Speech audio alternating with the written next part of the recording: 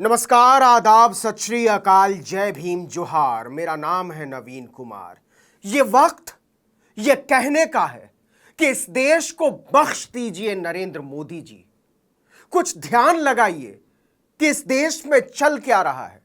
आपने वो तस्वीरें देखी होंगी और हम तक पहुंचने से बहुत पहले देखी होंगी कि मणिपुर में औरतों को नंगा करके खींचा जा रहा है, उनको नोचा जा रहा है, घसीटा जा रहा है, खेतों में खींचकर उनके साथ। ये बोलना मुश्किल है कि उनके साथ क्या किया जा रहा है, और आप बैठकर दिल्ली के अशोक होटल में भाषण झाड़ रहे हैं कि आप देश को आगे ले जा रहे हैं, विकसित देश बना रहे हैं, और पता नहीं क्या क्या कर रहे हैं। शर्म आती है यह कहने पर कि भारत के प्रधानमंत्री इस देश को संभालने में, इस देश की औरतों को हिफाजत देने में, यहां तक यह स्वीकार करने में कि मणिपुर जल रहा है, यह बताने में देश को कि मणिपुर की औरतों को घसीटा जा रहा है, हिचकिचाते हैं इस देश के प्रधानमंत्री। उनकी जुबान से यह नहीं फूटता कि यह गलत है। आप ये नहीं कह पाते कि ये नहीं करो, आप ये नहीं कह पाते कि शांति होनी चाहिए और इसकी बहाली के लिए हम जो चाहेंगे करेंगे। तो सवाल है कि क्या आपके भाषण को चाटे ये देश प्रधानमंत्री आदरणीय प्रातः स्मरणीय श्री नरेंद्र मोदी जी? आपकी लफ्फाजियों को चाटे ये देश, या फिर ये देश मुरब्बा बनाकर खाए आपके उन विचारों को जो सिर्फ रैलियों में निकलते हैं? और असल बात यह है कि आप इस देश के एक सूबे को जलते हुए देखकर तमाशा देख रहे हैं, और सिर्फ तमाशा नहीं देख रहे हैं, उस पर हाथ सेक रहे हैं। भारत शर्मिंदा है कि इस देश के प्रधानमंत्री के जुबान से एक शब्द नहीं निकलता जब बेटियों को घसीटा जा रहा है। उस तस्वीर को दिखाना नामुमकिन है, यहां तक कि उसके बारे में सोचना भी नामुमकिन है, यहां तक कि उसका ब्यौरा देना भी नामुमकिन है। फिर भी आप जानते हैं और आप समझते हैं कि क्या हुआ है। आपके सामने से भी वो तस्वीरें गुजरी होंगी। और प्रधानमंत्री क्या कर रहे हैं? प्रधानमंत्री दिल्ली के अशोका होटल में विपक्ष की बैठक के समानांतर यह भाषण देने की तैयारी कर रहे होते हैं कि वो कितने महान, मैं। आप क्या मोदी जी, आप देश को खत्म होने का तमाशा देख रहे हैं। आप संविधान की हिफाजत नहीं कर पा रहे हैं, आप लोकतंत्र की हिफाजत नहीं कर रहे हैं। आप इस देश की गद्दी से जोक की तरह चिपके हुए सत्ता के लालची एक ऐसे नेता हैं जो अपनी बेटियों के साथ हो रही बर्बरता पर बेहद अफसोसनाक तरीके से खामोश बैठा हुआ है। और यह शर्मिंदगी का विषय है। आप भारत देश के लिए एक नासूर में तब्दील हो चुके हैं, एक ऐसे नासूर में जिस पर सदियां शर्मिंदा होंगी। 3 महीने से मणिपुर में जो हो रहा है, मीरा चानू ने एक दिन पहले हाथ जोड़कर कहा कि प्रजा को बचा लीजिए मोदी जी। आप समझते भी हैं मोदी जी कि प्रजा होती क्या है?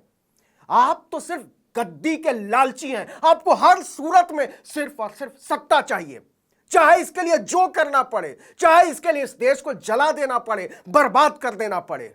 और सत्ता के लालची लोग बेटियों के पक्ष में जब नहीं बोलते, औरतों के पक्ष में जब नहीं बोलते, बच्चों के पक्ष में जब नहीं बोलते, तो देश ही नहीं इतिहास शर्मिंदा होता है ऐसे नेताओं पर। और आप याद रखिएगा इस बात को कि आज आप चाहे जितने लंबे भाषण दे लें, आपके आसपास बैठे हुए लोग चाहे जितनी तालियां बजा लें, जितनी वाहवाहियां कर दें, लेकिन सच यह है कि इतिहास आपको एक कायर, एक निकम्मे, एक नाकाम और एक हमेशा के लिए शर्मसार करने वाले प्रधानमंत्री के तौर पर दर्ज कर रहा है। आप मानिए मत मानिए, चाहे तो आप मुझे जेल भेज दीजिए और मेरी तरह के लोगों को जेल भेज दीजिए, लेकिन इससे इतिहास अपना लेखा नहीं बदलेगा आपके बारे में। मेरे रोंगटे खड़े हो रहे हैं उस तस्वीर के बारे में सोचकर भी जो हमारी नजरों के सामने से गुजरी है। भरा पड़ा है इंटरनेट, ट्विटर भरा पड़ा है। 4 मई की घटना है ये, कांगपोकपी जिले में कुकी महिलाओं को खेतों में खींचकर उनके साथ जो हुआ है। और आपके पास आईबी है, आपके पास ईडी है, आपके पास खुफिया एजेंसियां हैं, आपकी डबल इंजन की सरकार है। माई फट, डबल इंजन की सरकार, जहां बेटियों पर डबल बर्बरता होती है, इसको कहते हैं डबल इंजन की सरकार। और उस डबल इंजन के सरकार का मुखिया पूरी बेशर्मी से, पूरी ढिठाई से खामोश रहता है। यह खामोशी भारत के लिए, भारत के बच्चे बच्चे के लिए, भारत की हर औरत के लिए, भारत की हर बेटी के लिए शर्मिंदगी की वजह है। कैसी भाषणबाजी! आप भारत और इंडिया बना रहे हैं। आप इस बात में फंसे हुए हैं कि भारत अच्छा है। आपका एक बेशर्म मुख्यमंत्री यह कहता है कि इस देश में महंगाई के लिए मियां मुसलमान जिम्मेदार हैं, और उस बेशर्म मुख्यमंत्री से 4 कदम की दूरी पर औरतों के कपड़े खींच लिए गए, उनके स्तन छुए गए, उनकी योनि में हाथ लगाया गया। मुझे यह बोलना पड़ रहा है कि आप समझते हैं नरेंद्र मोदी जी, किसी औरत की योनि में हाथ लगाना कपड़े उतारकर, आप समझते हैं नरेंद्र मोदी जी, किसी औरत के कपड़े खींचकर उसके स्तन छूना आप नहीं समझते हैं। और अगर आप समझते होते तो आज खामोश नहीं होते, आपकी आंखों की नींद उड़ गई होती। और स्मृति ईरानी, किस बात की स्मृति ईरानी, महिला विकास मंत्री, आपको शर्म आनी चाहिए। चुल्लू भर पानी में डूबकर आपको मर जाना चाहिए स्मृति ईरानी जी, अगर इस तस्वीर पर आप खामोशी बरत रही हैं। जब राहुल गांधी जाते हैं, मैं कोई राहुल गांधी की तरफदारी नहीं कर रहा हूं, लेकिन जब वो मणिपुर जाते हैं, वहां के सवाल उठाते हैं, तो बड़े बड़े आंखों के गोटे निकालकर आप ट्वीट करती हैं कि देश के खिलाफ जा रहे हैं राहुल गांधी, और आप पूरी बेशर्मी से खामोश है। मणिपुर की बेटियों के कपड़े उतार लिए जाने पर, मणिपुर की बेटियों को हाथ लगाए जाने पर पूरी सरकार, ढीठ सरकार, निकम्मी सरकार, बेशर्म सरकार चुप है, खामोश है। और 30 दलों में से एक भी नेता ऐसा नहीं था जो प्रधानमंत्री की आंखों में आंख डालकर पूछ लेता कि मणिपुर में हो क्या रहा है और आप होने कैसे दे रहे हैं। मेरी कौम अपील कर चुकी, भावुक अपील, मीरा चानू अपील कर चुकी, भावुक अपील। वहां के पूर्व मुख्यमंत्री दिल्ली आए, हाथ जोड़कर कहा कि राजनीति छोड़िए, हमारे राज्य को बचा लीजिए, और नरेंद्र मोदी के मुंह से एक शब्द नहीं फूटता कि ये हम नहीं होने देंगे। क्यों?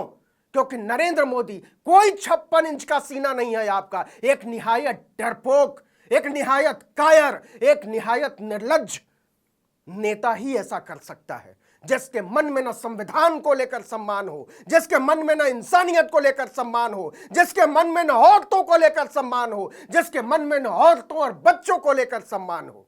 और जिस प्रधानमंत्री के मन में औरतों को लेकर इज्जत नहीं, बच्चों को लेकर इज्जत नहीं, बुजुर्गों को लेकर इज्जत नहीं, वो प्रधानमंत्री डंका पीटता है कि हम इस देश को आगे ले जाना चाहते हैं। पूरी दुनिया मणिपुर को लेकर चिंतित नजर आई, यहां तक कि यूरोपीय संघ की संसद में सवाल उठ गया, और आप उसी फ्रांस में घूम रहे थे, भाषणबाजी कर रहे थे, हाथ हिला रहे थे, लोगों से ताली बजवा रहे थे, अमेरिका घूम रहे थे, गल्फ घूम रहे थे, आप बता रहे थे कि मैंने भारत को क्या से क्या बना दिया है। लेकिन जो आवाज वाशिंगटन तक पहुंच गई, जो आवाज न्यूयॉर्क तक पहुंच गई, जो आवाज फ्रांस तक पहुंच गई, यूरोपीय संघ की संसद तक पहुंच गई, वो आवाज आपके कानों तक आकर चीखने के बावजूद दिल्ली में आपके घर तक नहीं पहुंची, आप तक नहीं पहुंची। ऐसा नहीं है कि आप सुन नहीं रहे थे, ऐसा नहीं है कि आप देख नहीं रहे थे, ऐसा भी नहीं है कि आपकी समझ में नहीं आ रहा था, आपकी समझ में सब आ रहा था, आपको नजर सब आ रहा था, आपको बताया भी सब जा रहा था। लेकिन आप मणिपुर की औरतों को लेकर, मणिपुर की बेटियों को लेकर, मणिपुर के बच्चों को लेकर, मणिपुर के बुजुर्गों को लेकर आप जो करना चाहते थे वो होने दिया। आप उनको बचाना नहीं चाहते थे, आप वही चाहते थे जो आज हो रहा है। आपकी नीयत में खोट को इतिहास दर्ज कर रहा है, इतिहास। और ये केवल भारत का इतिहास दर्ज नहीं कर रहा है, यह मानवता का इतिहास दर्ज कर रहा है, यह दुनिया का इतिहास दर्ज कर रहा है। और इतिहास के इन हरफों को आपके चाहने से, आपके चेलों और चमचों के चाहने से कभी मिटाया नहीं जा सकेगा, कभी धूमिल नहीं किया जा सकेगा, कभी धोया नहीं जा सकेगा। इस देश के कपड़े उतरे हुए हैं मोदी जी, मणिपुर की औरतों के कपड़े नहीं उतरे हैं, मेरे भी कपड़े उतरे हैं। इस देश के बच्चे बच्चे के कपड़े उतरे हैं, इस देश की औरतों के कपड़े उतरे हैं। आज इस देश की हर औरत नंगा महसूस कर रही है, और आप इसका अंदाजा नहीं लगा पाएंगे कि यह देश किस कदर दुख और क्षोभ से भरा हुआ है। और इसकी वजह आप हैं, क्योंकि आप सत्ता की पूरी ताकत के बावजूद ढिठाई के साथ सिर्फ उससे चिपके रहने के लोभ में कुछ कर नहीं रहे हैं। आप मणिपुर को बचा सकते थे। आप मणिपुर की औरतों को, मणिपुर की बेटियों को, मणिपुर के बच्चों को बेघर होने से, अनाथ होने से, छेड़े जाने से बचा सकते थे। आप नहीं बचा पाए इसलिए कि आप बचाना नहीं चाहते थे। आपकी नीयत में खोट है। आपने अशोका होटल में कहा कि आप से फैसले में गलती हो सकती है, बदनीयती नहीं हो सकती। आप बदनीयत हैं मोदी जी, बदनीयत। एक बदनीयत प्रधानमंत्री ही इस पर खामोशी के साथ चल सकता है। एक बदनीयत प्रधानमंत्री ही इस ढिठाई के साथ चुप रह सकता है। लेकिन इतिहास हर बात का फैसला करता है, हर जुर्म का फैसला करता है, हर अच्छाई का हिसाब करता है। और इतिहास आज नहीं तो कल लिखेगा इस दौर को कि जब मणिपुर में औरतों के कपड़े नोचे जा रहे थे, जब मणिपुर में 15-15 साल की बच्चियों को इधर उधर हाथ लगाया जा रहा था, जब उन्हें खेतों में खींच रहा था, तो इस देश में नरेंद्र मोदी नाम के एक कायर नेता की सरकार थी जो अपने सीने का नाप 56 इंची बताता था। सच ये है कि आज पूरा देश, देश का बच्चा बच्चा, देश का हर नागरिक और देश की हर औरत, हर बेटी आप पर शर्मिंदा है, शर्मिंदा है, शर्मिंदा है। नमस्कार।